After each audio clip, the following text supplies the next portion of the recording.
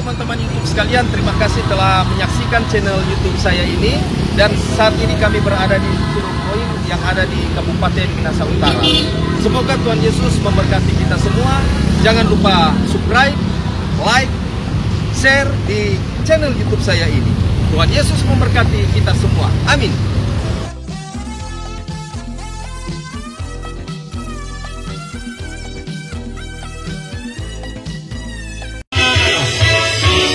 Itu sudah luar biasa. Amin.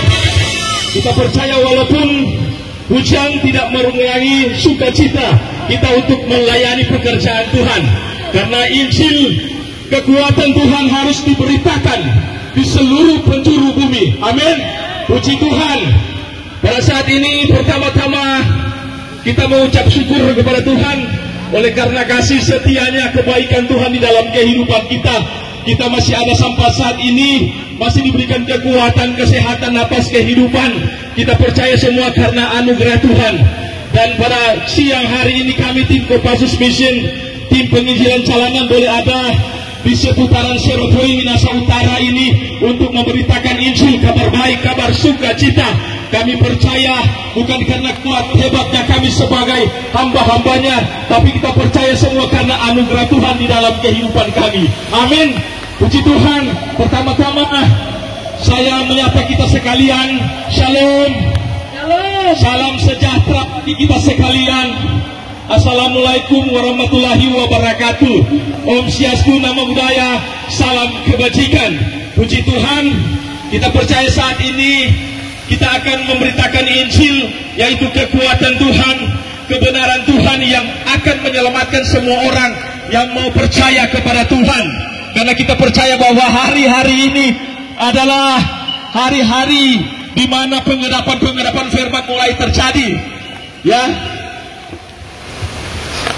penghadapan firman mulai terjadi, artinya dunia sudah tidak aman lagi, dipenuhi dengan segala macam tantangan, persoalan, dipenuhi dengan segala macam kejahatan. Tetapi kita sebagai orang-orang yang percaya, ketika kita di dalam Tuhan taat dan setia, kita percaya ada perlindungan penyertaan Tuhan yang sempurna di dalam kehidupan kita semua anak-anak Tuhan yang mau taat dan setia kepada Tuhan. Puji Tuhan, kita percaya lewat kebenaran firman Tuhan pada siang hari ini boleh yang disampaikan oleh semua hamba-hamba Tuhan, yaitu kebenaran ini, firman ini yang akan terus menjaga kehidupan kita, yang akan terus memelihara kehidupan kita. Ya, karena kita percaya firman ini adalah kekuatan Allah yang akan menyelamatkan setiap orang. Ketika kita mungkin sudah di dalam saat-saat yang tidak berdaya, kita percaya firman ini yang akan membuat kita, memberi kekuatan di dalam kehidupan kita. Nah, pada saat ini, siang hari ini, saya akan memberitakan kebenaran firman yang saya ambil di dalam kitab Kolose 2 ayat 6 sampai 7. 2 ayat saja yang saya akan beritakan pada siang hari ini untuk kita sekalian. Ayat 6, kamu telah menerima Kristus Yesus Tuhan kita, karena itu hendaklah hidupmu tetap di dalam Dia. Ayat 7, hendaklah kamu berakar dalam Dia dan dibangun di atas Dia. Hendaklah kamu bertambah teguh dalam iman yang telah diajarkan kepadamu, dan hendaklah kamu berlimpah dengan penuh dengan ucapan syukur. Ya, puji Tuhan. Ya, kita melihat bahwa firman Tuhan berkata pada saat ini agar senantiasa kita tetap di dalam Tuhan. Dan ketika kita di dalam Tuhan, kita terus melakukan semua kehendak Tuhan di dalam kehidupan kita. Seperti dalam kitab Kolose ini dijelaskan, ya, artinya Rasul Paulus menulis dalam kitab Kolose ini kepada semua anak-anak Tuhan, ya, sebagai anggota warga kerajaan sorga. Bagaimana ketika mereka di dalam Kristus Yesus, mereka telah menerima Yesus sebagai Tuhan, sebagai Raja Sang Pencipta langit dan bumi, sebagai Juru Selamat di dalam kehidupan mereka. Ya, bagaimana Rasul Paulus menekankan agar senantiasa mereka tetap tinggal mereka tetap tinggal di dalam Kristus Yesus. Artinya tetap mengerjakan keselamatan itu di dalam kehidupan mereka dengan takut dan gentar. Artinya mereka terus menjadi bagian di dalam kebenaran itu, memberikan kehidupan mereka di dalam Kristus Yesus, menjadi pelaku-pelaku firman di dalam kehidupan mereka. Dan firman Tuhan berkata, tetap berakar di dalam Tuhan dan membangun terus kehidupan kita di dalam Tuhan, tetap bertumbuh di dalam Tuhan, ya, tetap bertumbuh di dalam Tuhan, agar senantiasa iman percaya kita semakin kuat di dalam Tuhan, dan tetap melimpah syukur di dalam Tuhan. Artinya ini juga berlaku di dalam kehidupan kita sebagai orang-orang yang percaya kepada Tuhan, sebagai anak-anak Tuhan, ya. Artinya ketika kita mengaku kepada Yesus Kristus adalah Tuhan, adalah Sang Pencipta langit dan bumi, adalah Sang pemilik kehidupan kita, bahwa Yesus itu adalah Sang Juru Selamat di dalam kehidupan kita, ya, kita wajib untuk hidup tinggal di dalam kebenarannya. Amin. Kita wajib untuk melakukan semua kehendak Tuhan di dalam kehidupan kita, artinya menjadi pelaku-pelaku firman. Ini Rasul Paulus tekankan ketika dia berada di dalam tekanan, ya, penindasan, penderitaan yang dia alami dalam penjara. Bagaimana dia tetap mempertahankan Injil ini, kekuatan Tuhan, kebenaran Tuhan di dalam kehidupannya, walaupun dia dipenggal kepalanya oleh Kaisar Nero pada saat itu, tetapi ya, dia menekankan kepada semua jemaat yang ada di Kolose, jemaat yang ada di Filipi, Korintus, Efesus, agar senantiasa mereka tetap tinggal dalam kebenarannya, mengerjakan keselamatan itu dengan takut dan gentar. Artinya di dalam kehidupan kita sebagai anak-anak Tuhan, biar kita terus tinggal dalam kebenarannya, kita terus melakukan yang terbaik untuk kemuliaan nama Tuhan. Kalau dalam Roma 6 ayat 13 berkata, biarlah kita jangan menyerahkan seluruh anggota-anggota tubuh kita untuk dipakai menjadi senjata kelalimannya untuk berbuat dosa, tetapi kita menyerahkan kehidupan kita untuk dipakai Tuhan menjadi senjata kebenarannya Tuhan, menjadi alat kebenarannya Tuhan. Artinya sungguh-sungguh kehidupan kita menyerahkan di dalam Tuhan, ya, menjadi alat kebenarannya Tuhan di dalam kehidupan kita sebagai anak-anak Tuhan, ya, dengan meninggalkan semua keinginan-keinginan daging yang ada di dalam kehidupan kita yang menjadi penghalang keselamatan di dalam kerajaan surga. Apa itu keinginan-keinginan daging? Dalam Galatia 5 ayat 19 menjelaskan percabulan, ya, percabulan artinya percabulan persinahan, ya, perselingkuhan, semua yang tidak berkenan keinginan daging, kemabukan, pesta pora, roh pemecah, iri hati, sihir perseteruan yang tidak diinginkan oleh Tuhan, yang menjadi penghalang-penghalang di dalam kehidupan kita. Semua keinginan daging yang dijelaskan dalam Galatia 5 ayat 19, ya, sihir perseteruan, semua itu tinggalkan di dalam kehidupan kita, dan biarlah kita hidup di dalam kebenarannya. Kita tinggal di dalam Tuhan, di dalam buah-buah roh. Dalam Galatia 5 ayat 22 dijelaskan semua buah-buah roh harus menjadi bagian di dalam kehidupan kita. Apa itu buah-buah roh? Yaitu kasih, sukacita, damai sejahtera, kemurahan, kebaikan, kesetiaan, kelemah lembutan, bahkan penguasaan diri yang sempurna. Itu terus menjadi bagian di dalam kehidupan kita.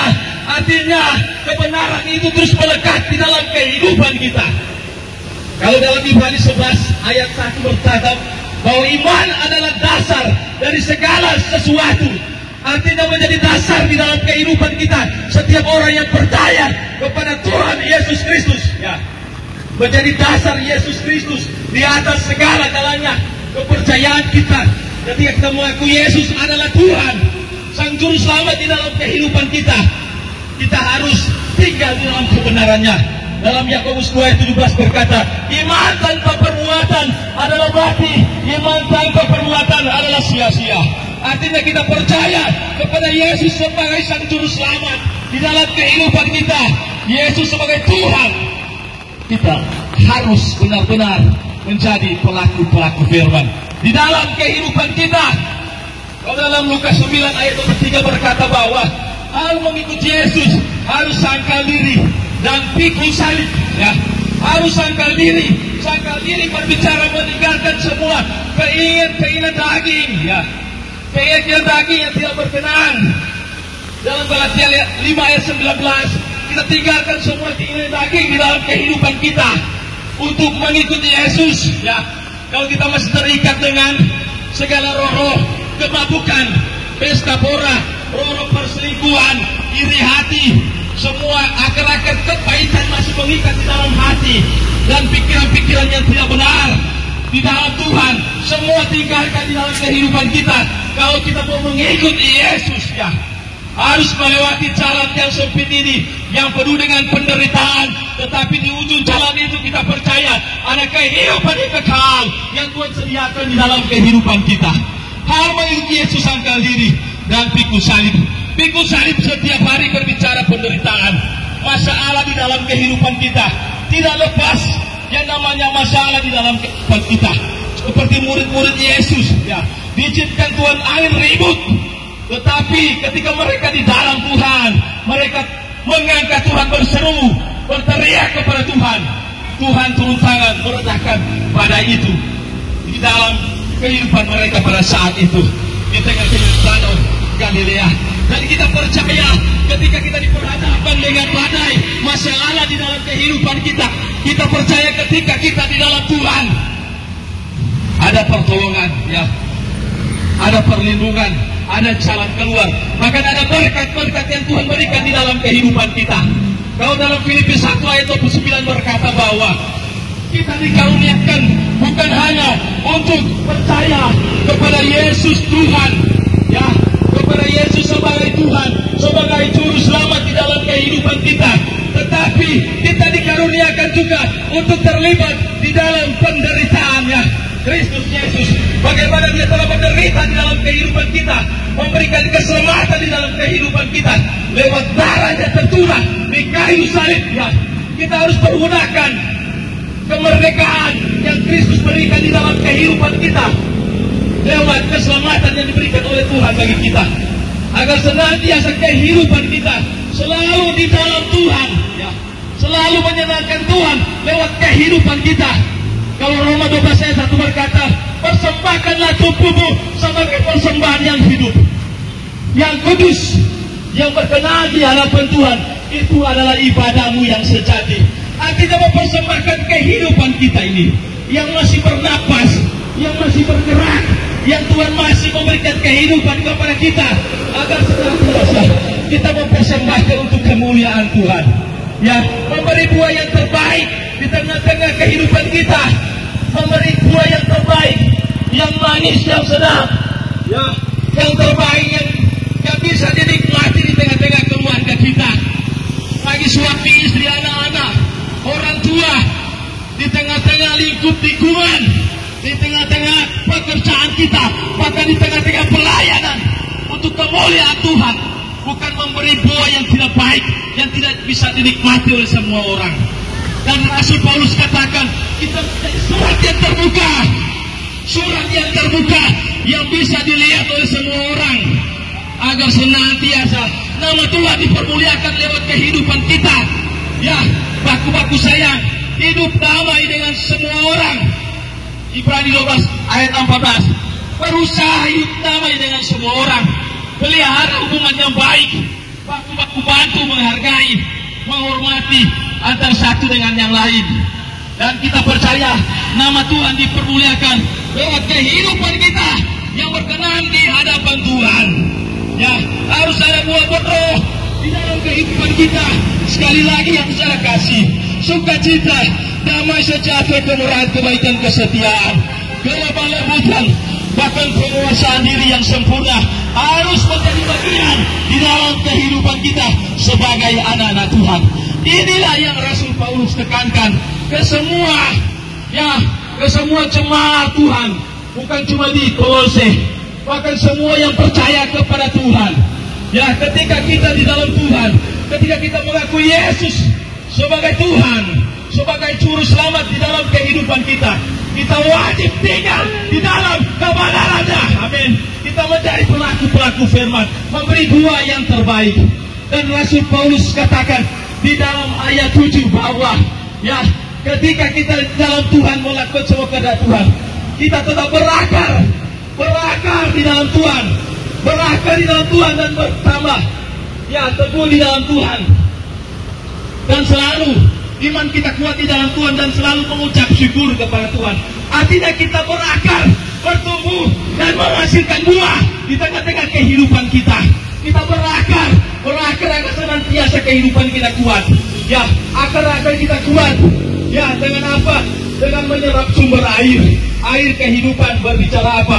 Firman Tuhan. Ya, firman Tuhan, kebenaran Tuhan. Ketika kita menyerap kebenaran firman Tuhan, selalu memiliki hubungan yang intim dengan Tuhan, maka kehidupan kita kuat. Ya, untuk itu Rasul Paulus tekankan agar senantiasa kita telah berakar di dalam Tuhan. Kenapa? Kita tidak lepas daripada badai, tidak lepas daripada tantangan. Kalau akar kita tidak kuat, maka kita gampang jatuh. Karena lewat penderitaan ini kita akan menjadi sempurna di dalam Tuhan. Kita akan semakin kuat di dalam Tuhan. Terkadang ketika kita tidak ada masalah di zona nyaman, kita melupakan Tuhan. Ya, kita melupakan saat-saat yang dekat dengan hadirat Tuhan, menjauh daripada hadirat Tuhan. Tetapi ketika diizinkan setiap masalah di dalam kehidupan kita, ya, kita akan semakin dekat, melekat kepada Tuhan. Untuk itu firman Tuhan berkata di dalam Filipi 4 ayat 6 dan 7 berkata, janganlah hendaknya kau khawatir dalam segala hal apapun, tetapi nyatakan dalam doa dan permohonan kepada Tuhan dengan ucapan syukur.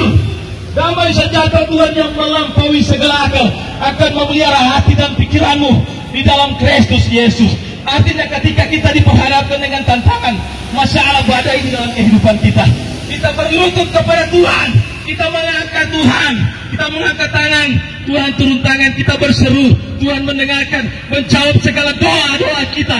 Asalkan kita mau selalu di dalam Tuhan, membangun hubungan dengan Tuhan secara pribadi, intim dengan Tuhan. Kita percaya segala pergumulan apapun, kita percaya Tuhan akan ambil alih di dalam kehidupan kita. Ada pertolongan, ada jalan keluar yang Tuhan berikan di dalam kehidupan kita.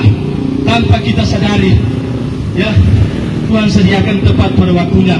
Seperti dalam 1 Korintus 2 ayat 9 berkata, apa yang tidak dilihat mata, apa yang tidak didengar oleh telinga, apa yang tidak timbul dalam hati, itu disediakan Tuhan bagi mereka yang sungguh-sungguh mengasihi Dia. Artinya ada kata garis di bawahnya, yang mengasihi Tuhan. Lewat apa? Lewat kehidupan kita yang selalu berkenan di hadapan Tuhan. Apa yang Tuhan tidak mampu pikirkan, itu Tuhan sediakan di dalam kehidupan kita. Asalkan kita mau selalu taat dan setia kepada Tuhan. Carilah Tuhan dan kebenarannya, maka semuanya itu akan ditambahkan kepadamu. Amos 5 ayat 6 berkata, carilah Tuhan, maka kamu akan hidup. Ya, hidup berbicara berkat-berkat di bumi dan di surga. Segala kebutuhan, kebutuhan Tuhan akan cukupkan. Ya, kekuatan, kesehatan, umur panjang menjadi bagian di dalam kehidupan kita. Asalkan kita tidak menyimpang ke kiri dan ke kanan. Seperti dalam Ulangan pasal 2 berkata, orang akan diberkati oleh Tuhan. Amin. Dan kita percaya dan istimewa keselamatan yang kekal Tuhan berikan kepada kita yang mau taat dan setia kepada Tuhan. Inilah firman Tuhan pada siang hari ini.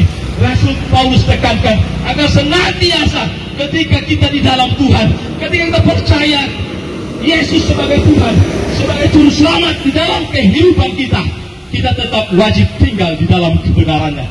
Dan kita melakukan kebenaran itu di dalam kehidupan kita dengan taat dan setia. Dan kehidupan kita sebagai anak-anak Tuhan tidak lepas daripada masalah tantangan. Karena itu Rasul Paulus tekankan agar senantiasa kita terus berakar di dalam Tuhan. Berakar terus dalam Tuhan. Pelihara hubungan yang intim dengan Tuhan. Agar senantiasa iman kita semakin kuat di dalam Tuhan. Amin. Kita percaya hari-hari ini dunia sudah tidak aman dalam pengharapan firman Tuhan. Tetapi kita percaya ketika kita selalu taat dan setia di dalam Tuhan, ada janji-janji Tuhan. Keselamatan yang kekal menjadi bagian dalam kehidupan kita sebagai anak-anak Tuhan. Haleluya, haleluya. Tuhan Yesus berkati. Shalom.